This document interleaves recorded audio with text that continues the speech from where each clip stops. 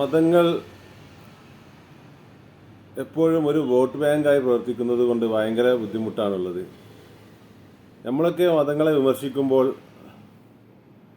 അക്രമത്തിനിരയാവുകയും ആ കേസ് എവിടെ എത്താതാവുകയാണ് ചെയ്യുന്നത്. എസ്പെഷ്യലി ഈ മതത്തിൻ്റെ ആളുകൾ ഈ രാഷ്ട്രീയ സ്വാധീനമുള്ളത് കൊണ്ട് തന്നെ കേസ് അവർക്ക് അട്ടിമറിക്കും. കാരണം രാഷ്ട്രീയക്കാർ ഇവർക്ക് വോട്ട് ബാങ്ക് മുന്നിൽ കണ്ട് ഇവർ വിളിച്ചു പറയുമ്പോൾ തന്നെ അതെല്ലാം ന്യൂട്രാക്കും.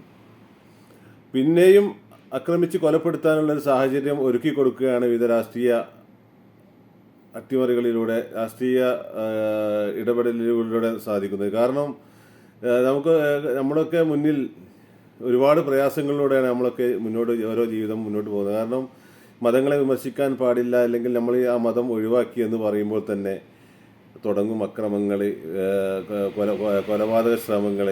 ഈ കൊലപാതക ശ്രമത്തിൽ നിന്ന് എങ്ങനെയും രക്ഷപ്പെട്ടാൽ തന്നെ കേസ് കൊടുത്താൽ ഒരു നടപടി ഉണ്ടാവില്ല. അപ്പോൾ തന്നെ ഈ മതത്തിൻ്റെ ആളുകൾ അവരെ രാഷ്ട്രീയ സ്വാധീനം വെച്ചിട്ട് മേളിൽ നിന്ന് വിളിച്ച് പറയിപ്പിക്കുക. അതുകൊണ്ട് തന്നെ അത് ചീറ്റിപ്പോവാണ് പൊതുവെ ചെയ്യുന്നത്. അല്ലെങ്കിൽ നമ്മളെ കയ്യിൽ അതിനകത്ത് ഫണ്ടുള്ള ആളുകളായിരിക്കും. നമ്മളൊക്കെ സാധാരണ മനുഷ്യരാണ്, സാധാരണ ജോലി ചെയ്ത് ജീവിക്കുന്ന ആളുകളാണ്. അതുകൊണ്ട് തന്നെ നമ്മൾ കേസ് കൊടുക്കുമ്പോൾ നമ്മളെ മുകളിലുള്ള മർഡർ അറ്റംപ്റ്റ് ഒന്നും കാര്യമായിട്ട് ഓടി എത്തുന്നില്ല.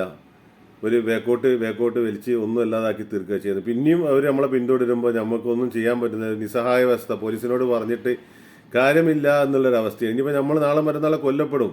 നേരെ മറിച്ച് നമ്മളെ ഈ ഫസ്റ്റ് മർഡർ അറ്റംപ്റ്റ് തന്നെ നമുക്ക് നല്ല പെരുക്കാണ്, തലക്കും കാര്യങ്ങളത്തിനൊക്കെ നല്ല പെരുക്കാണ്. ആ അറ്റംപ്റ്റ് തന്നെ ഇവർ വേണ്ട നടപടി എടുക്കുകയും ഈ കറക്റ്റ് വാർണിംഗ് കാര്യങ്ങൾ കൊടുക്കുക, അതിനെതിരെ അവരെ എന്താ പറയുക അറസ്റ്റ് കാര്യങ്ങളൊക്കെ ചെയ്തിട്ടുണ്ടായിരുന്നുവെങ്കിൽ ആ വ്യക്തിക്ക് ജീവിക്കാനുള്ള സാഹചര്യമുണ്ട്. പക്ഷേ അതല്ല നടക്കുന്നത്. കേസ് അട്ടിമറിക്കുകയും വീണ്ടും ആ വ്യക്തിയെ കൊലപ്പെടുത്താനുള്ള സാഹചര്യം ഒരുങ്ങുകയാണ് ചെയ്യുന്നത്. എന്നിട്ട് മരിച്ചു കഴിഞ്ഞിട്ട് എന്ത് കാര്യം? അപ്പം നമുക്കൊന്നും ഈ ഭൂമിയിൽ നമ്മുടെ ജീവനൊന്നും ഒരു വിലയില്ല എന്നാണ് എനിക്ക് ഈ സർക്കാരുകളോട് ചോദിക്കാനുള്ളത്.